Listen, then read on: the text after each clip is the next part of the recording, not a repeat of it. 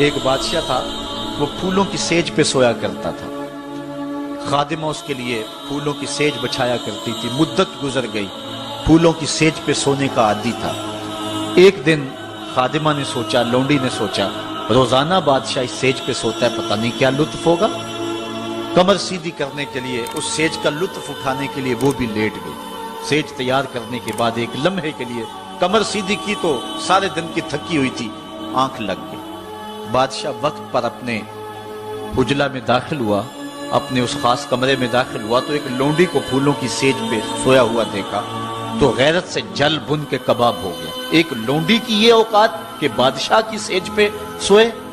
اس نے جلاد کو بلایا، کہا اس کو الٹا لٹکاؤ اور اتنا مارو کہ اس کی جان نکل جائے، تاکہ باقی خدام کو پتا چل جائے کہ بادشاہوں کی سیجیں، ان کے بستر، ان کے گھر کتنے مقدس ہوا کرتے ہیں۔ لونڈی کو الٹا لٹکا دیا گیا اور جلاد ضرب پہ ضرب لگا رہا ہے، کوڑے پہ کوڑا مار رہا ہے۔ وہ چیختی ہے، روتی ہے، بچا لو مجھے، میری جان نکل رہی ہے۔ روتے روتے کیا خیال آیا کہ اس نے ہنسنا شروع کر دیا۔ بادشاہ نے جلاد کو کہا رک جا، اس لونڈی سے پوچھ روئی کیوں ہے، اسے یہ بھی پوچھ ہنستی کیوں ہے۔ جلاد نے کہا لونڈی بتا روتی کیوں ہے۔ اس نے کہا تجھے نہیں پتا جب کوڑا لگتا ہے تو جان نکلنے کو آتی ہے، نزا کا عالم طاری ہو جاتا ہے۔ کہا یہ تو سمجھ ہے، لیکن ہنستی کیوں ہے؟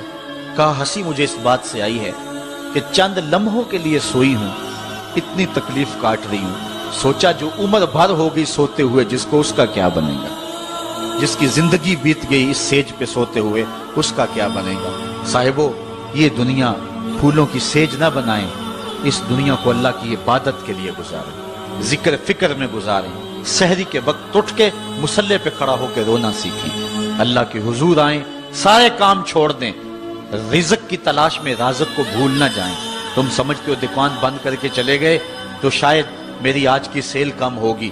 سیل دینے والا، رزق دینے والا، رزق کے دروازے کھولنے والا وہ رب ہے۔ جاؤ اس کے حضور جاؤ اور جا کے اس سے مانگو، مالک، رزق کا مالک بھی تو ہے، تیرے ہاتھ میں سارے خزانے ہیں، میری مدد فرما۔ دیکھنا کہ رحمتوں کے کس طرح دروازے کھلتے ہیں اور جو تمہیں ملتا ہے اس میں برکت کتنی ہوتی ہے۔ آج ہر بندہ یہ کہہ رہا ہے کہ میرے کاروبار میں برکت نہیں ہے، لاکھوں کماتا ہوں، پتہ نہیں چلتا جاتے کدھر ہیں۔ مسئلہ اصل ہے یہی کہ رزق میں بے برکتی آ گئی ہوئی ہے، اس لیے کہ ہماری پیشانی میں سجدے نہیں رہے، ہماری آنکھوں میں حیا نہیں رہا، ہمارے لبوں پہ قرآن کے نغمے نہیں رہے، ہماری سوچوں میں پاکیزگی نہیں رہی اور خیالوں میں طہارت نہیں رہی۔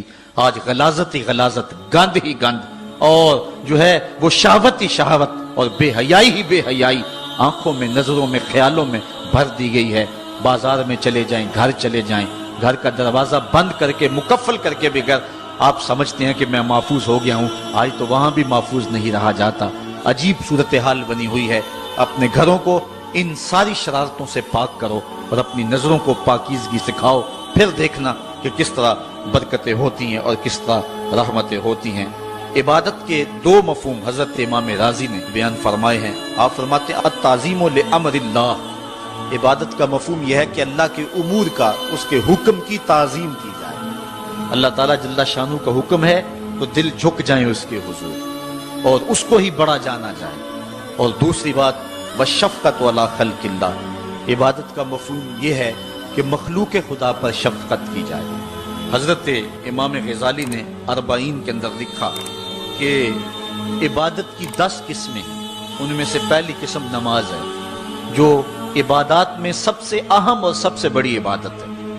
دوسری قسم زکوٰۃ ہے، تیسری قسم روزہ ہے، چوتھی قسم حج ہے، پانچویں قسم تلاوت کلام مجید ہے، اور چھٹی قسم ہر وقت ذکر الہی میں رہنا ہے، ساتویں قسم حلال رزق کے لیے کوشاں رہنا ہے، اور آٹھویں قسم پڑوسی، ہمسائے، ساتھی اور دوستوں کے حقوق ادا کرنا ہے، اور نویں قسم امر بالمعروف اور نہی عن المنکر کرنا ہے، اور 10ویں قسم اتباع رسول صلی اللہ علیہ وآلہ وسلم کرنا ہے۔ یہ عبادت کی صورت ہے۔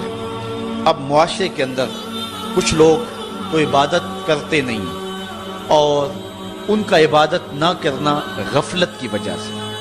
ایک طبقہ ہے کہ وہ عبادت کا قائل ہی نہیں، وہ دہریے ہیں، اللہ کے وجود کا انکار کرنے والے ہیں۔ اور ایک طبقہ تیسرا وہ ہے جو عبادت کرتا ہے لیکن اللہ کے علاوہ کچھ اور لوگوں کی، جس طرح کہ بت پرست یا دیگر لوگ۔ لیکن اہل ایمان جو ہیں وہ اللہ کی عبادت کرتے ہیں، اس کے علاوہ کسی اور کی عبادت نہیں کرتے، اس عبادت میں تساہل اور سستی نہیں کرتے، نمازوں کو 5 گانا وقت پہ ادا کرنا اپنا معمول رکھتے ہیں، اور یہی زندگی کا حسن ہے اور یہی زندگی کا جمال ہے۔ اور جو شخص اللہ کے حضور جھکنا چھوڑ دے، اللہ تعالیٰ اس کے رزق سے بھی، اس کی عمر سے بھی برکت اٹھا لیتا ہے۔ عبادت کا ایک مفہوم علماء نے اللہ تعالیٰ کی پہچان بھی بیان فرمایا۔ حضرت مولا کائنات سیدنا علی المرتضیٰ رضی اللہ تعالیٰ عنہ نے وما خلقت الجن والانس الا لیعبدون کا ترجمہ کیا ہے اے لیعرفونی، یعنی ہم نے جن و انس کو اس لیے پیدا کیا کہ وہ مجھے پہچان جائیں۔